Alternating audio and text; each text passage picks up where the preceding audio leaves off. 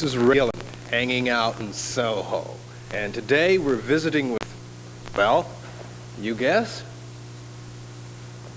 Did you guess yet who we're visiting with? That's right, Malcolm Morley.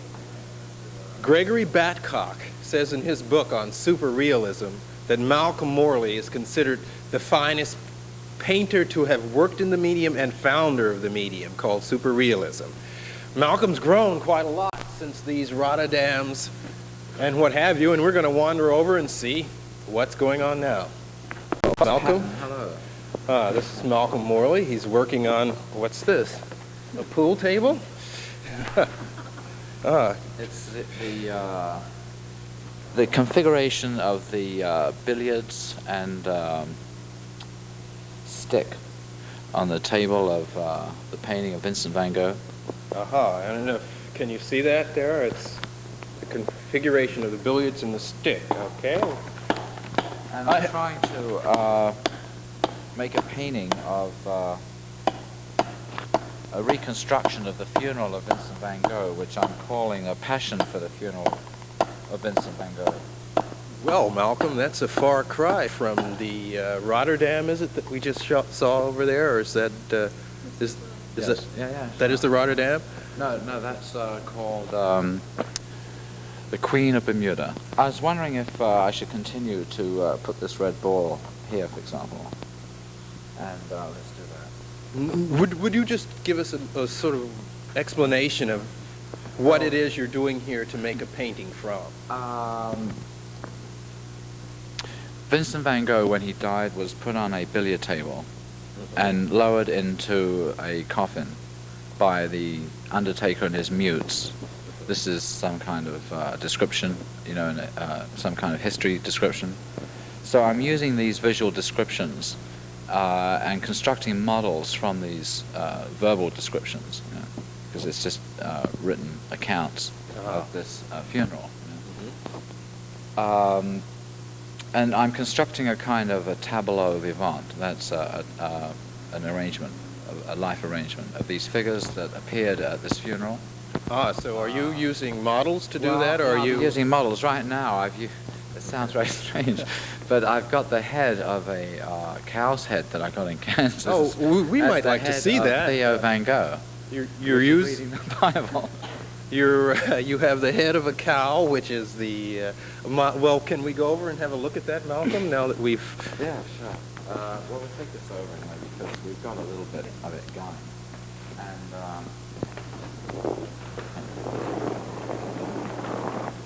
And here we're going over to visit. I'm going to put this in a certain position as a motif in this painting. A Passion for the Funeral of Vincent van Gogh. Now here's the cow's head you were just telling us about. This is the head which I've been very influenced by Anton Perich, a French dramatist, and he's got this idea that Balinese theatre, for example, can express more terror, in a quick, fast gesture, Well, let's 5,000 words of Shakespeare. That's quite true. One movement is worth. Okay. So that, you make a gesture like, and it just happened, right? Well, and it's all over. My question, of course, is Vincent going to have the head of a cow in the painting, or are we going to have Vincent's head? Well, this is really. Well, I don't know whether I want to show Vincent quite so. Openly. Well, it's only a symbol. It's an icon. It's not a question of attachment. So this is like going to represent a painterly object that becomes the corpse of Vincent van Gogh. So this is going to be lying in a coffin, but as coffins are very expensive, so that I'm taking all these shortcuts, and this is coming out as a kind of a painterly invention, and that some idea of this may go possibly in front of here. This, incidentally, is the unconscious of the post-mortem unconscious of Vincent van Gogh, called Alma Thelma. They're just these Puerto Rican novels I found in the street. You know, they were just like there outside on the doorstep. No. The sea clamp was not on them, but this has become like a painterly motif, you know, see, Alma. And so I painted the back and the front. So you painted the back? And the front, Alma Thelma. Oh, it's been... inside this truck, which was also on the street. So this has been in the studio for a year. And it wasn't until I discovered the next big theme. I've evolved this painting system, which I'm calling quantum plastics. Quantum plastics? Super realist quantum plastics, you know? It's like it could be like a South American dance, you know, quantum plastics. Well, I wonder what it would sound like in Spanish. Can you speak Spanish? No, I'm not Puerto Rican, I'm black. Can anybody speak Spanish around here? Because quantum plastics in Spanish would sound real good. In German it sounds terrific, spelled with a K. Is there any... Quantum plastic. Is there any one thing, Malcolm Morley... And the meaning of quantum plastic is that one is attempting to make the whole from the parts. Now, I'm trying to make what will become a painterly invention. That is, a painterly invention for me is causing a certain contrast to take place and similarities at the same time on a painting surface. So what does that is causing changes of color, thicknesses of textures, you know, like contrasts. And I want all these contrasts to have a significant meaning that it isn't just, say, for example, the idea of painting billiard balls on a table, although they're quite plastic, they're quite visual. But they don't have what I feel I'm committed to, which is to make a kind of, a certain kind of symbolic realism. I've been developing some idea of a theory of painting, basically, and the early paintings were made in a certain kind of fashion which was similar in the sense to this. They were on grids, but they were rectangular grids, 90-degree grids. So they're always involved with the idea of going over a two-dimensional plane. And in fact, they were paintings of photographs. All right, okay, well, I don't know how to make shortcuts, but I mean, you know, to give you a history of the development of a painting system over, you know, from, you know, that period, what was it, 11 years ago? Yes. To now is just every painting that I've made will show each step, so that if they ever got all together, the paintings, you know, somebody will be able to follow every step of the way with it and just see it exactly develop. I want to separate, first of all, the idea of the subject matter right now, which is the passion for this funeral theme, you know, and separate the idea of the process that I've evolved, that is a system to perceive seeing. So in a way, I'm involved with the idea of constructing images as if the eye themselves is experiencing seeing. Can we see perhaps a canvas that's finished, maybe that does this? You'd mentioned once to me a teacup painting. Is that around to be shown? Yeah, there's the painting. It's over there. That also was done on rectangles. Okay, and that was well, when I was when I was a 90-degree bigot. A 90-degree bigot. Yes. That means that I have a 10% chance. That's because that means that I suffer from the 90-degree bias. And now I'm free of that bias. Whoops. Well, you know. Okay. Okay. Well, let's go have a look at this teacup painting, and at the same time we might pass by one of the Okay, here we are at the teacup now. I noticed that it's written here, Kandinsky saw it this way, Cézanne made a living thing out of a teacup. And this it says George King's teacup. George King's teacup. Well, although actually Bob Morris drank this tea. And at one point it was called Bob Morris's teacup. Well, then George King, I know, masseurs all the kids at ballet theater. Yes, but you're losing it. Him. You did get the cup from him. And then, so that it's become actually literally George King's teacup, although it is Bob Morris's tea leaves. Although these actual tea leaves that are in here, that represent these tea leaves that are here, in fact, are not the real tea leaves that were here. Not that it really matters much. Back to your painting. The painting is actually what we want to talk about, but we understand that the teacup made the painting. Yes, right. This is stretched on a round canvas. It's stretched on a round wooden stretcher.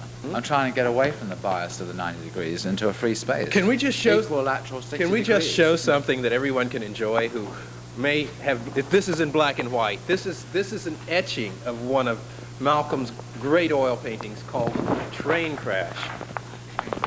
Train wreck. It was made from Malcolm. Would you? yeah. It's not even a model. It's a piece of sculpture. That Let me turn you around so we can see okay, you. good. Why don't you come stand over here? Good. Okay. Ray, when I was in Paris, I was given this piece of sculpture by a French artist. And okay, so I built this grid, on top of the face of this, and then made a big painting of this. I did it backwards, as if it were a mirror. Remember what we was talking about? Yes. And this love etching that has painting. come from the. I think this came from the painting, and I did this backwards from the painting. And on the side, it's got in Chinese, Russian, and Japanese train wreck. Because I'm interested in spoken words in paintings coming out of fingertips. Like the word says "don't." As you put your finger down, it says "don't." It shoots out like an electric spark. And I'm trying to work out this idea to put in this painting somehow. Malcolm Morley has evolved a great deal since the Rotterdam and the Queen of Bermuda. Well, I see it as an amplification and development of what you call style. Because for me, style is never a consideration. It's the result of doing something. Style is a byproduct. It's like root of it is from in Latin. It says something like a stylus, a tool that people carve stone with. And the word style originated out of people's mistakes. Like if you made a bad mistake on an O, it meant that Ray always chipped out that O that way. So you get to recognize the way you made a mistake. So a great artist had great anonymity. He was an Well, you're a little different, Malcolm, because you're actually the founder of a movement. And well, it's very weird. It's like not really a movement at all, actually. well, I'd say superrealism is certainly a movement in art. Well, yeah, I guess you have to say. You have to be their founder of a movement, Malcolm. There's no way of getting out of it. Well, if I had known what was being moved. Well, that's another business indeed. But you can't be responsible for it.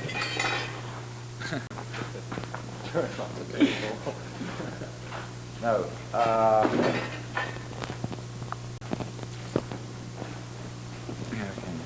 We're going to walk over and why don't we Let's get the baby up into green. Oh, the thing about the ladder is that it makes you really abbreviate. It's just like you're going up and down the ladder. And I'm trying to remember triads of things, like threes. So I go up and look through one of those. Well, we have a name for these planes. They're called paint-ons. Paint-on, like Painton, like a photon. Say, hand me a paint-on. I mean a paint-on, girl. Now, how long will it take you to... Watch out, I'm going to get some green. I'll get on your other side here. How long will it take you, Malcolm, to complete a painting, say, of the size of this canvas? If you worked at your normal, unhastened, every... I don't have any... there's no way of knowing. I'm doing about 2 or 3 of these triangles a day, 2 a day, sometimes 1. Then there's a week in between. Like, for example...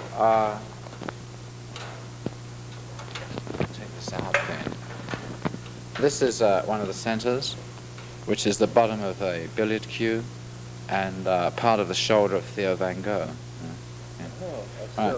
So now, the medical program. there's a painting, and that took, 5 minutes. So I made a painting in 5 minutes. Oh. There's a painting. Every brushstroke is a painting.